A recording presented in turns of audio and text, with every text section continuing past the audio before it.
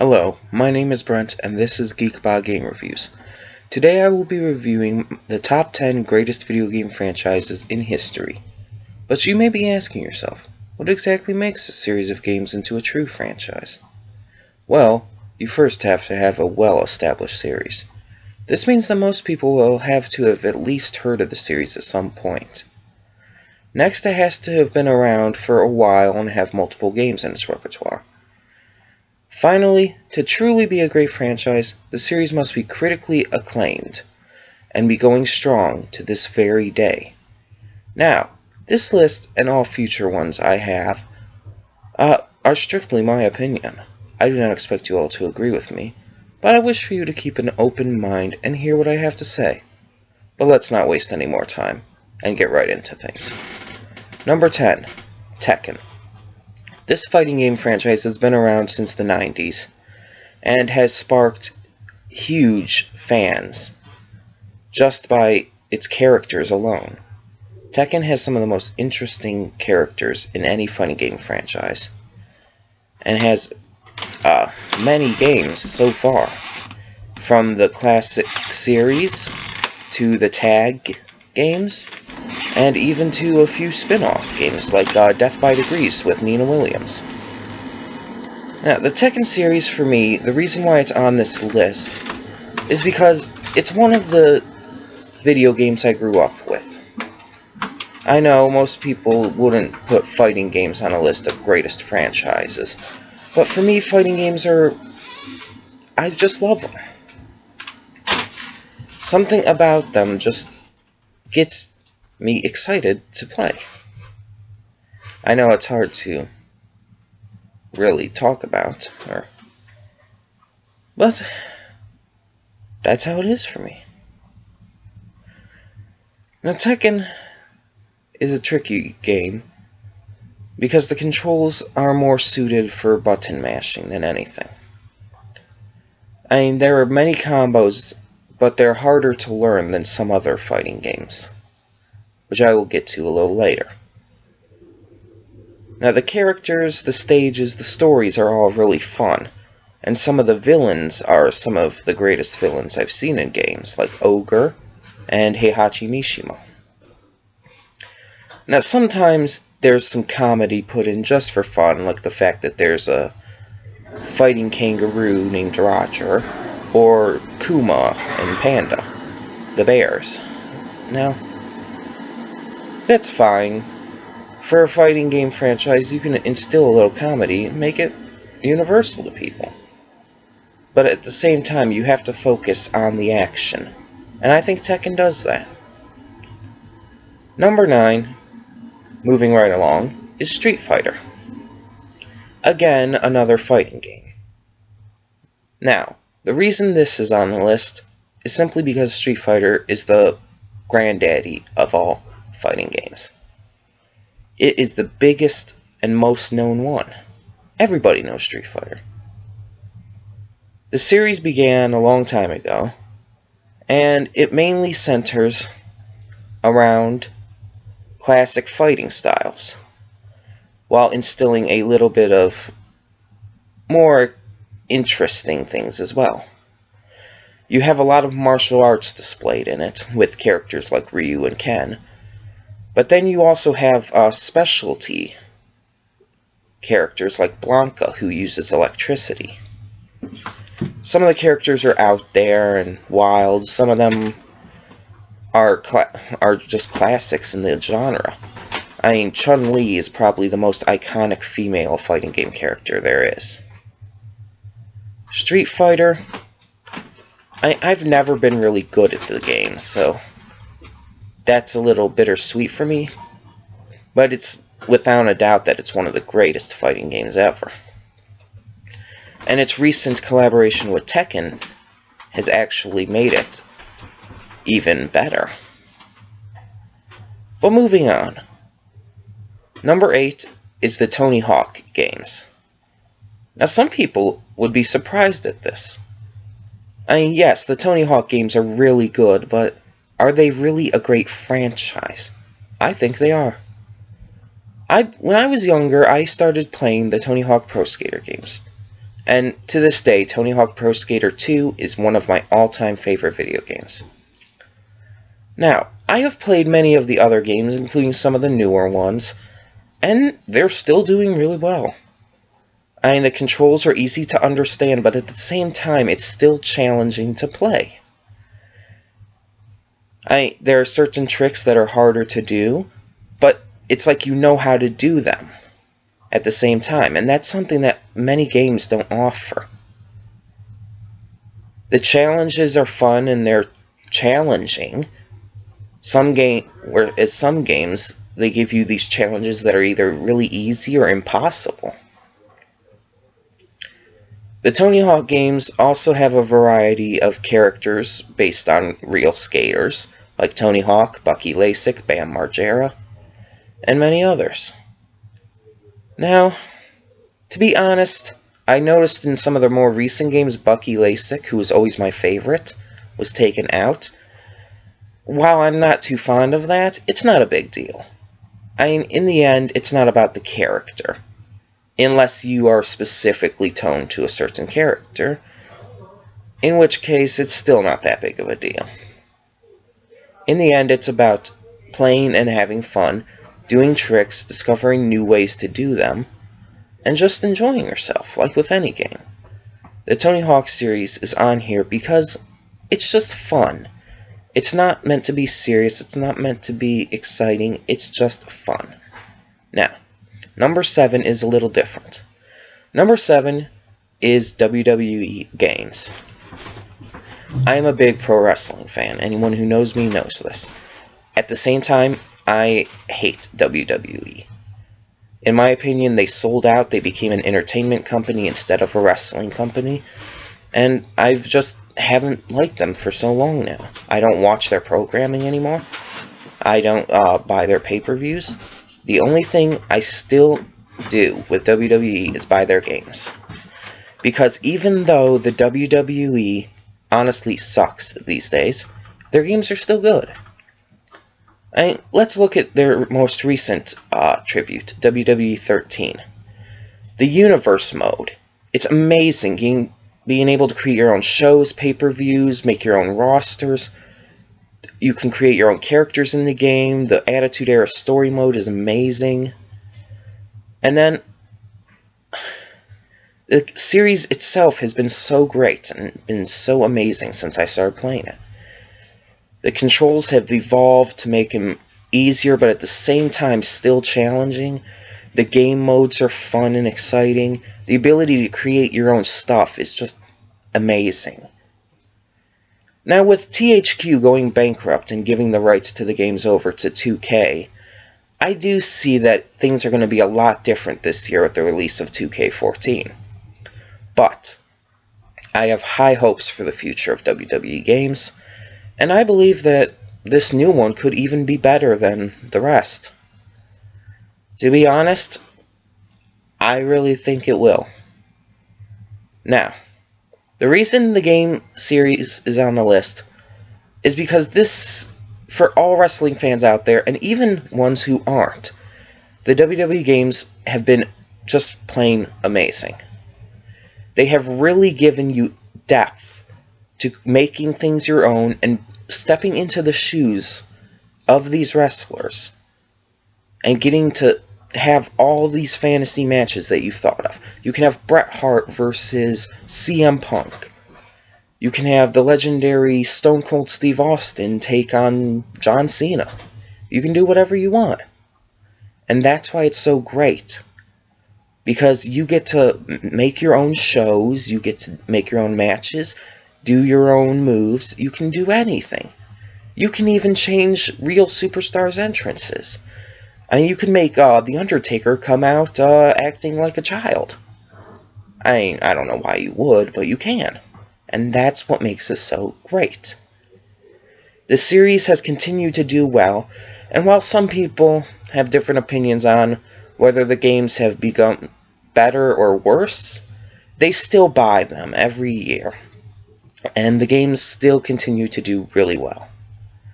Number 6, Castlevania.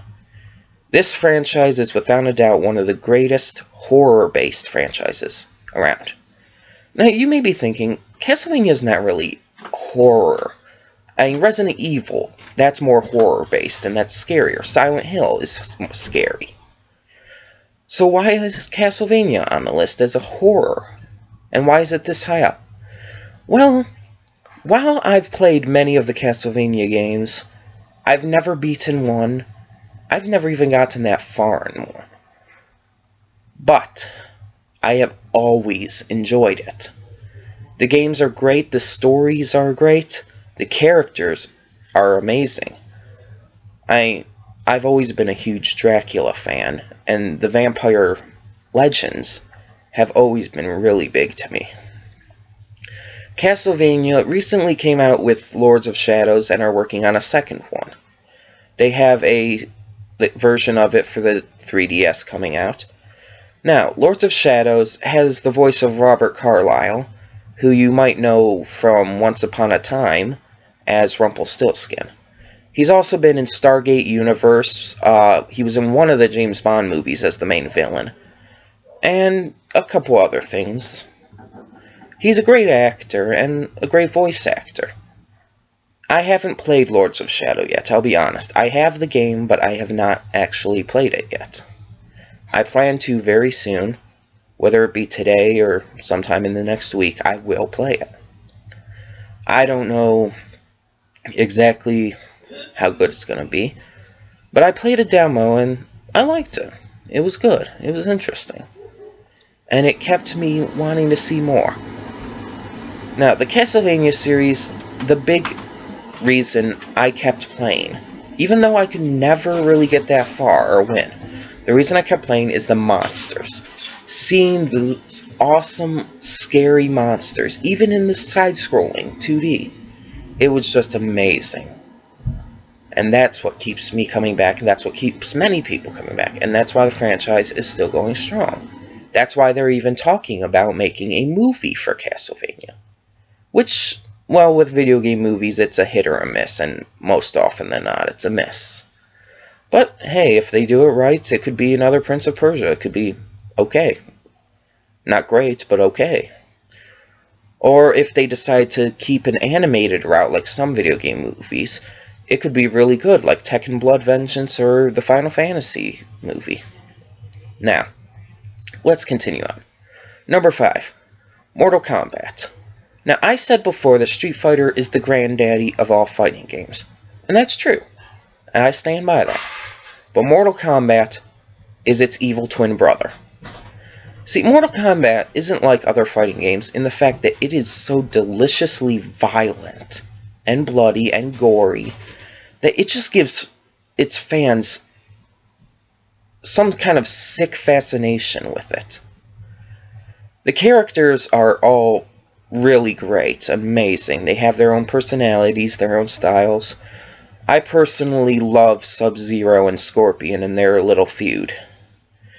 Now, some of the characters I honestly do not like Bo' Rai Cho.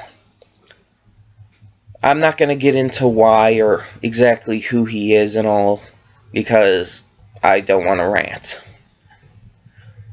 But, in the end, even with the things I don't like about the series, it's still so addicting. The fatalities, the overall moves, the different attacks, the storylines, the characters, everything about it is just wild and out there, but it works. Now, recently, Mortal Kombat made a little contract with DC Comics, and they made the video game Mortal Kombat vs. DC Universe. I have not personally played it, but it looks interesting, and it's an interesting idea. I mean, to bring the violence of Mortal Kombat and combine it with the zaniness, almost, of DC characters like the Joker, or Batman, or Superman. It's like two different worlds that somehow find a common ground and combine each other. Now, the Mortal Kombat series has been known for being psychotically, as I said, violent and gory and bloody. But at the same time, it's honestly very good in its fighting mechanics, the styles, the different buttons you have to press, the combos. And the fatalities. It's not like you just press a button and use your ultimate special like in some games. The fatalities, you actually have to press a certain set of commands. And there are different fatalities for each character. There are different styles. There are animalities where you turn into an animal and kill your opponent. And they're really fun ways to do things, and it really gives you a variety while keeping it challenging. I mean, you can mess up on a fatality really easily. You could have all of that, you could be pressing all the buttons right and then just screw up on the last one. I've done it. Moving on though, number 4, Mario. Some people might put Mario higher on the list, top 3, maybe even the best. But for me, there are some problems with the Mario franchise. I mean, it's amazing, don't get me wrong. But there are some key problems. First of all, the Mario franchise is so expansive. Unlike every other video game franchise, probably in history, the Mario franchise has the most games, has the most different styles of games. It's huge. I mean, you go from Mario Bros.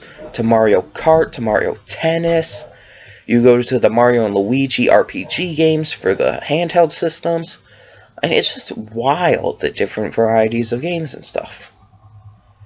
Now, putting that in perspective, the Mario games are still really amazing, all of them.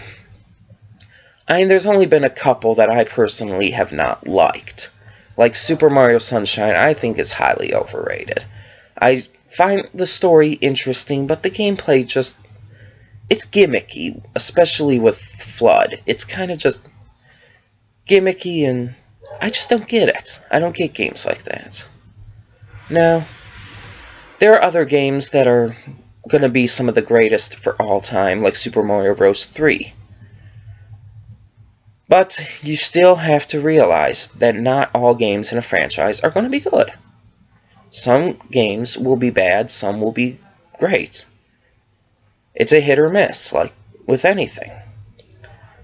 Now, Mario has so many games coming out and has spin-offs with certain characters like Yoshi and Donkey Kong. You have to wonder exactly what games are really qualified here. Well, I'm qualifying anything where the main character is one of the Mario Bros. So Luigi's Mansion would count as well. If the main character is a Mario Bro, or if you're able to play as a Mario Bro, then it is considered a Mario franchise game in my opinion. So Mario Kart would include that, and stuff like that. Now, moving on to the top 3.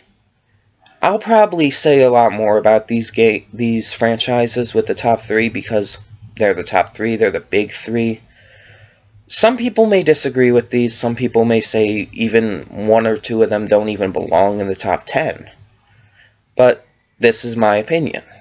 This is what I think. And these are what I conceive as some of the best games ever in these 3 franchises. Now let's begin. Number 3, The Elder Scrolls. This is a franchise that has been going on for a while now. Started with a game called Arena for the computer, and I've never played it. I'll be honest. I didn't even start playing The Elder Scrolls until the most recent one, Skyrim. And the game was already out for almost probably a year before I played it. Now, think to yourself, why am I putting this in the top 3 if I've started with the newest one? Well, put it simply, the fan base. The fans of the game are just huge. Not to mention the games itself. The stories, the characters, the different worlds, and the overworld for Skyrim is freaking amazing. Oblivion's is pretty good too. Now, I haven't played anything before Oblivion. I have both Oblivion and Skyrim, but nothing before that. So, really, it's kind of based just off those 2, even though there are currently 5 games in the franchise. But, to be honest, one of those games alone could pretty much sum it up for the entire franchise. I mean, just the different characters, the lore. Oh my god, the lore. All the different stories, the legends, and how it all connects. That's something I just love about the series. Plus, Skyrim's free system where you basically do whatever you want, you play in any way you want. Oh my goodness, that is like revolutionary. To this day, I consider Skyrim one of the top video games of all time. And it's obvious to see why. The game is so amazing in its graphics. It has such great stories, such great options. It gives you so much freedom. Now, the series has gained such a following that they are now making an MMORPG, The Elder Scrolls Online. I have signed up for beta. I have not gotten an invite yet, and I am really excited for when it does come out full time. The Elder Scrolls series following is so big that they create their own lores, their own fanfictions, everything. I am part of different groups with them, and it's just been amazing. Since I discovered Skyrim, I have discovered something that just blew my mind. You can like it or you hate it. Some people, for some reason, I don't know. Personally, I cannot see why, but they don't like the game. It's their opinion, they're entitled to it, but I honestly cannot understand why. The game has everything you would want in this style of game. It's an RPG, and it's free roam, free choice. You do whatever you want, you make whatever choices you want. When you're talking to a person, you can have multiple answers to give to them. You have quests that you can complete, and you get gold and stuff, and different rare items to find, and it's just amazing. Not to mention the downloadable content. Hearthfire, being able to create your own house and all. Dawnguard, you can actually change your face as well as fight against or with the vampires. And then the new one, Dragonborn, where you have to basically fight someone who is an older version of you, just stronger. It's hard to put if you're not really familiar with it. Basically, your character is the Dragonborn or the Dovahkiin, and you're able to speak with dragons, and you're really the only person who can defeat the dragons who have come back to take over. Now, that's quite a wild storyline, but it's good. And with Dragonborn, basically, you have to stop the very first Dragonborn who has come back, which is just wild, and it's a great idea, and it works so well. And there's some problems with it, like there is with everything, but it's so amazing, and the games in and of itself are so amazing. Now, everybody has their favorite game in the franchise, and I'm not going to go into all the hoopla about that. But I will say that the point is, everybody loves the franchise. Now, moving on. Number 2, The Legend of Zelda series.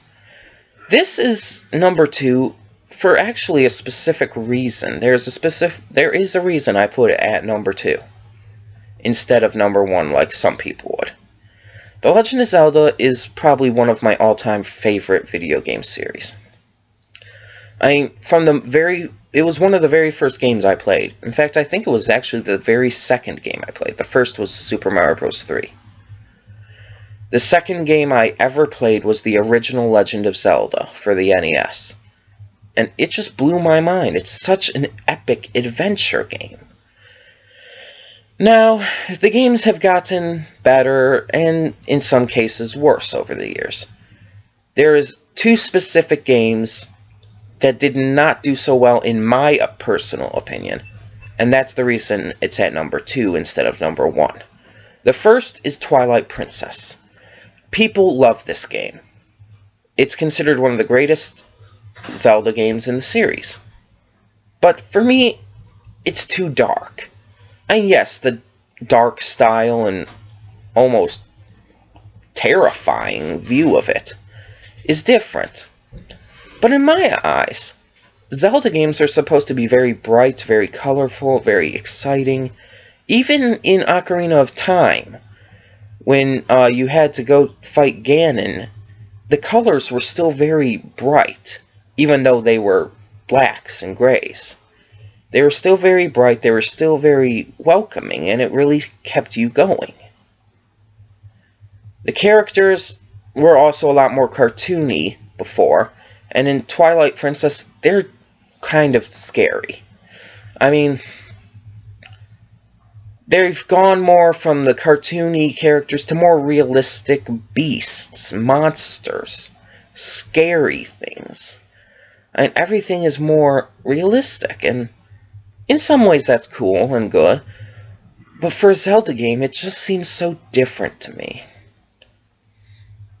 Now, I mean, I've played the game, I've never really gotten all the way through it, but, I mean, it's a good game, but it just doesn't ring true to Zelda, in my opinion.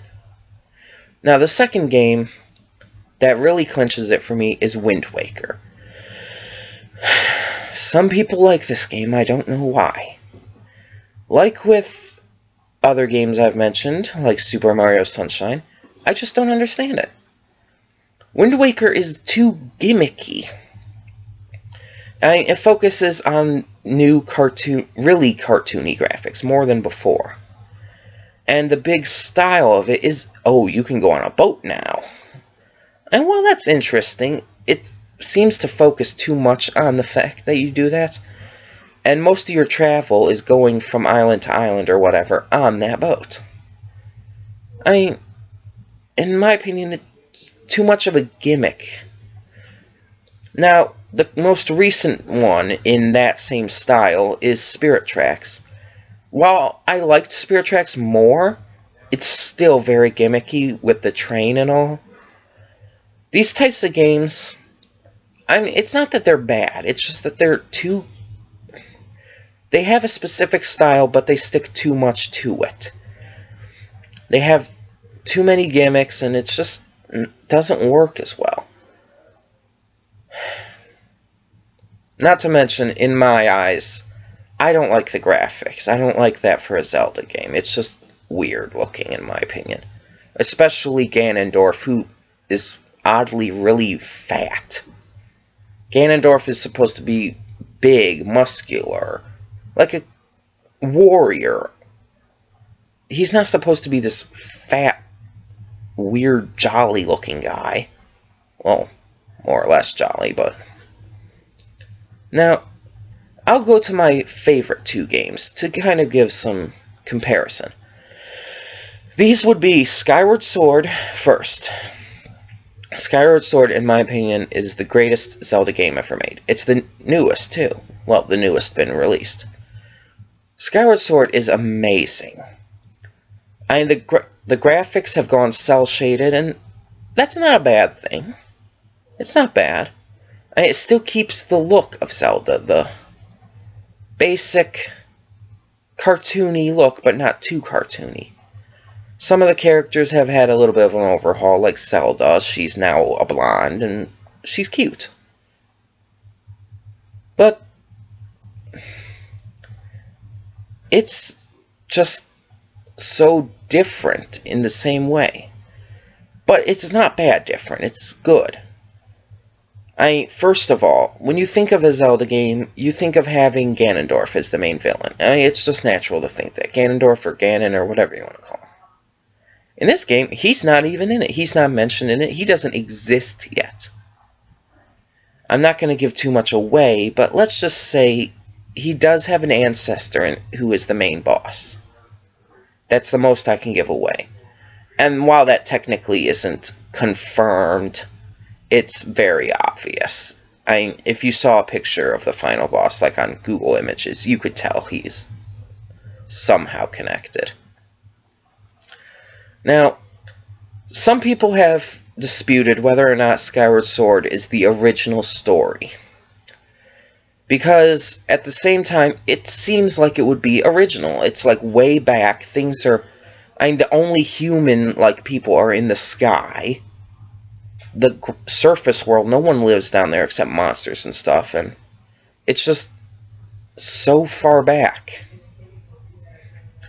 But at the same time, I think it mentions in the game a couple times that the goddess had a hero before. So I'm a little confused myself on this. Is it the original? Is it not? I don't know. I personally, as of now, am saying that it is, just because I haven't seen anything to tell me otherwise. That being said, I mean, the gameplay is great, the different items and things are amazing. The storyline, well, it's kind of typical Zelda, but at the same time, it's a really great storyline. And Girahim, another main bad guy, is probably one of my favorite. Not one of the best villains of video games, but one of my favorite. He's just deliciously twisted, to put it simply. Now, I'm going to move on because, really, I don't want to spend too much time. There's one more series above Zelda. And like I said, Zelda would have been at number 1 if it weren't for the 2 games. But this number 1 series is very dear to my heart, as it's one of my earliest game series ever played. It's one I still play to this day and I'm excited about playing. And honestly, it's just been so amazing for me. The journey, the different types of games, the different styles, all the different characters, the different generations. That's right, the different generations. I think you know where I'm going with this. The number 1 video game franchise of all time, in my opinion, is without a doubt Pokemon. Now, some people say it's overrated, some people say it's good, but it's not amazing, and some people even say that it's gotten worse over the past couple generations, and it's just not what it used to be. Personally, I think that's all hogwash.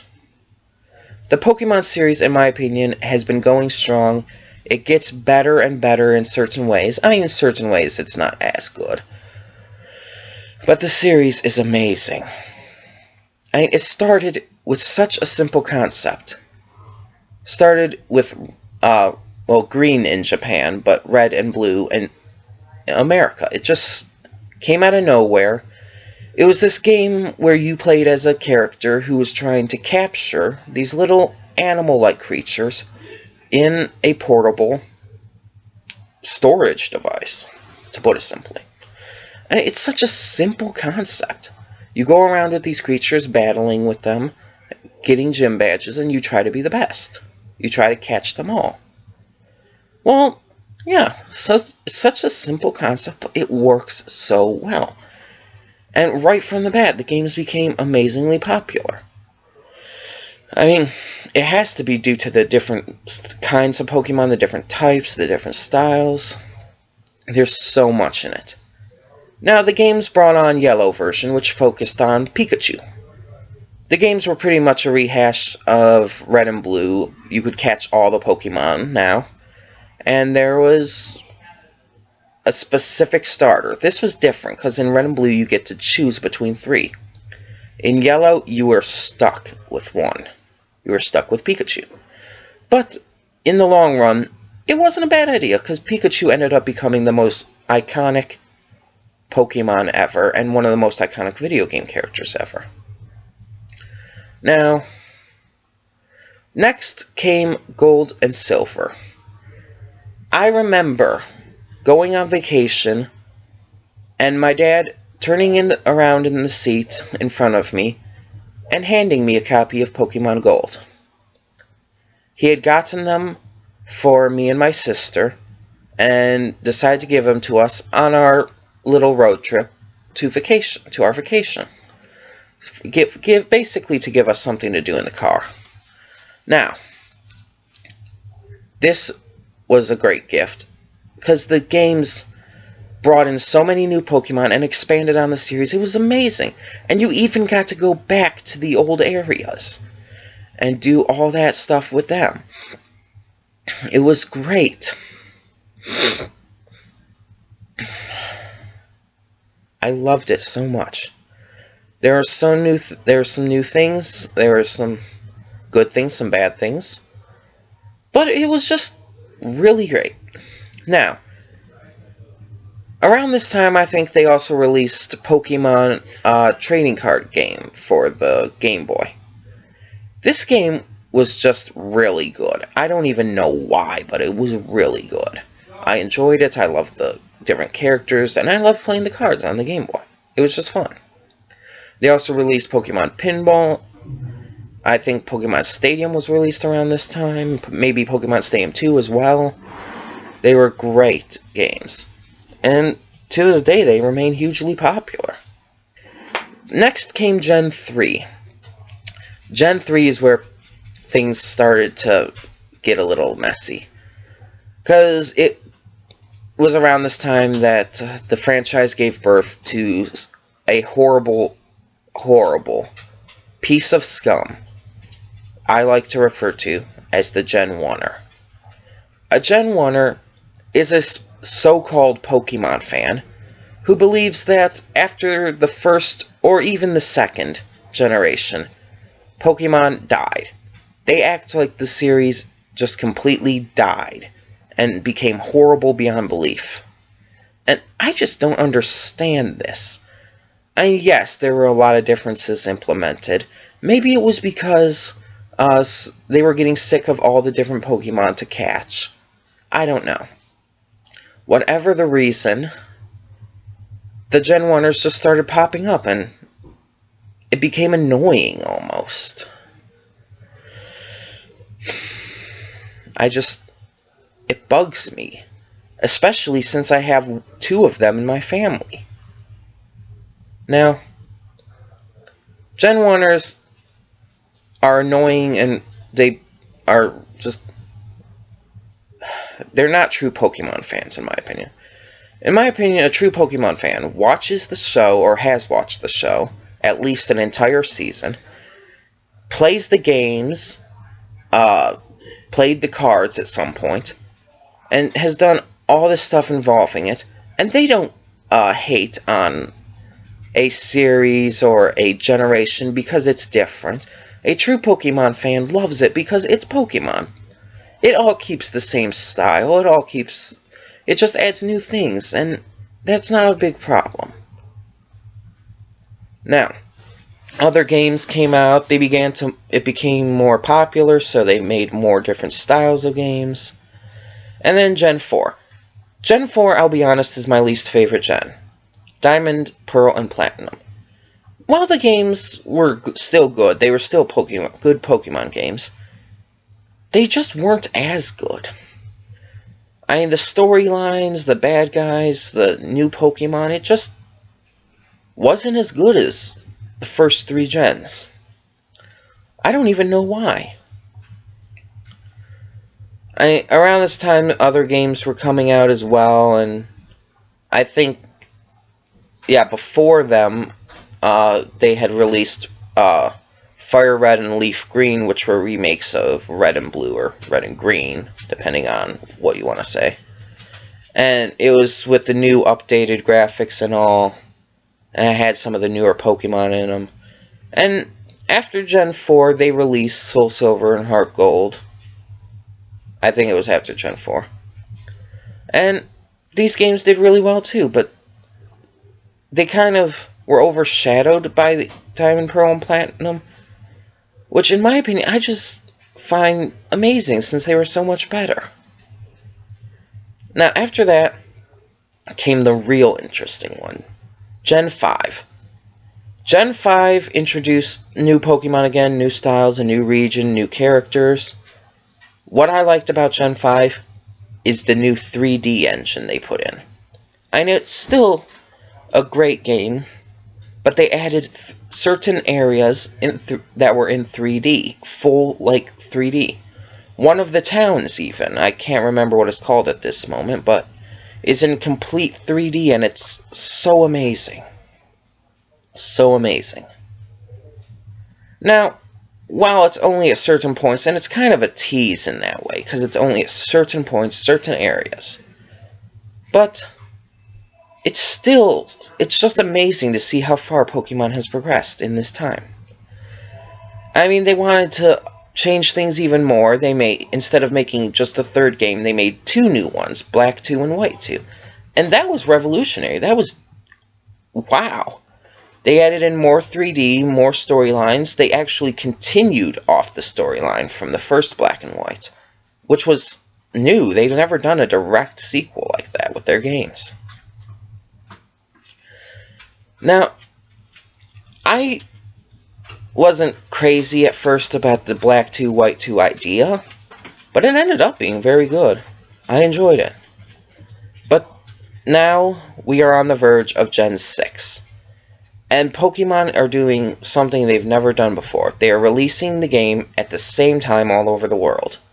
Normally, they released in Japan early, and then brought it to America after making some changes and all. With Gen 6, it's being released everywhere at the same date, same time, which is amazing. Not to mention, the games, Pokemon X and Y, will be in full 3D. Those 3D portions from Black and White and Black 2 and White 2, now they make up the entire game. And that's amazing. If you've seen the trailers, the new battle system, the just look of it all is amazing. And it just goes to show, sorry about that, that if you have stuck with Pokemon from the beginning and are still playing it today, that it's progressed so far. It's changed so much, some ways not so great, but some ways are amazing. It's changed and progressed so much that it's just become a phenomenon that no one can stop. Some people are saying that X and Y, this generation is going to be the last, because after X and Y they would have to make a game with Z, and Z is the end. And honestly, there's a lot of broken logic in there, but I think Pokemon's going to continue going on until people lose interest, and I don't see it happening anytime soon. The games are still doing amazing. All the side games, all the spin-offs, everything. There's even this one game, Pokemon Conquest, that combined Pokemon with another series. And it was just so different, but at the same time so great. You could compare it almost to like Pokemon combined with Advance Wars. Even though Advance Wars wasn't the other game series it was combined with. But that's like what the style gameplay. The gameplay was like Advance Wars, but it was with Pokemon instead of different units. And it was just good, and I still have it. I still played it from time to time. Now, the reason Pokemon is #1 is simply, as I said, because it's so phenomenal. It has such a huge fan base, such great sales. It's gone from something so simple to something amazing. And people love it. It's a great series of great games. I have really not played one bad Pokemon game. There's no such thing in my eyes as a bad Pokemon game. The series has kind of veered off. I don't like the shows as much anymore. And I haven't played the cards in a while. Not because I don't like them, but because I just lost interest. But I have not played a single bad game. I mean, some of them aren't as good as others. Like Hey You Pikachu was kind of but it wasn't bad. And some of the games, obviously, most of the handheld games, the main series, are amazing. And you have the other ones that are offshoots, but still really great. The point is, Pokemon will live forever. Even if they stop making the games, even if the series ends, they will continue to live forever. Because the games will still be around and they'll still exist. And people will still play them. Well, this was my top 10 video game franchises of all time, in my opinion. This was also the first review of GeekBAH Game Reviews. I will be doing many more as time goes on.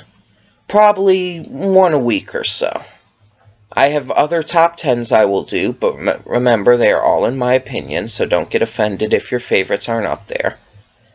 And, well, that's all for now.